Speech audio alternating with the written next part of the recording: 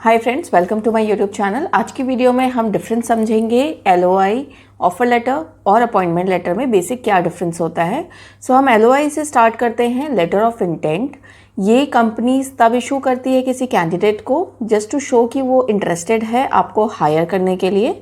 And ये एक basic document होता है, इसमें जस्ट एक जॉब से रिलेटेड बेसिक इन्फॉर्मेशन इंक्लूड होती है। ऑलराइट, जब आप LOI पे ओके कर देते हैं देन कंपनी आपको एक फॉर्मल डॉक्यूमेंट इशू करती है जिसे हम ऑफर लेटर कहते हैं।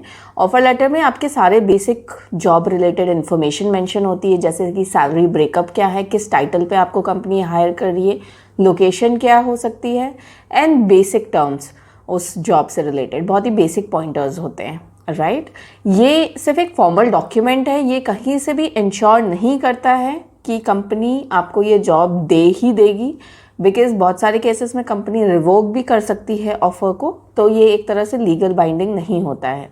ऑलराइट, लेकिन जब आप कंपनी को ज्वाइन कर लेते हैं, लेट्स से इस ऑफर लेटर के बेसिस पे आपने कंपनी ज्वाइन कर ली, तो ज्वाइनिंग के डे पे कंपनी आपसे जो लेटर साइन कराती है वो एक अपॉइंटमेंट लेटर होता है। वो एक लीगल डॉक्यूमेंट होता है एंड इंश्योर करता है कि कंपनी और एक एम्प्लॉय के बीच में एक रिलेशनशिप स्टैब्लिश होती है, जिसे एम्प्लॉयमेंट कहते हैं। सारे टर्म्स एंड कंडीशंस उस एम्प्लॉयमेंट के प्रॉपरली उसमें मेंशन्ड होते हैं। ये हमेशा एडवाइज्ड है कैंडिडेट्स को, जब भी आप ज्वाइन करते हैं, आप एक एम्प्लॉय बन चुके हैं किसी कंपनी के, तो हमेशा इंश्योर करें कि आप सारे पॉइंट्स को डिटेल में समझें एंड उसको रीड करें केयरफुली, तभी साइन करें।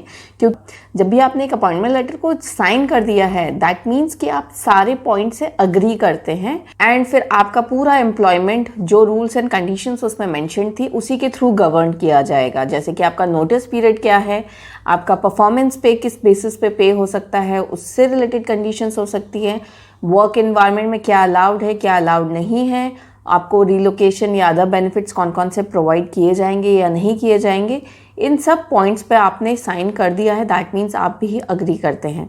राइट, अपॉइंटमेंट लेटर सबसे इम्पॉर्टेंट होता है अगर आप कंपनी ज्वाइन करते हैं तो। कभी भी कुछ कंपनीज होती हैं जो ज्वाइनिंग के बाद भी आपको ऑफर लेटर ही दे के रखती हैं लेकिन अपॉइंटमेंट लेटर नहीं देती है। तो ये एक आपकी ड्यूटी है कि आपको उनको इन्फॉर्म करना है कि आपको एक प्रॉपर अपॉइंटमेंट लेटर चाहिए और उसकी कॉपी आप साइन करके अपने पास ज़रूर रखें।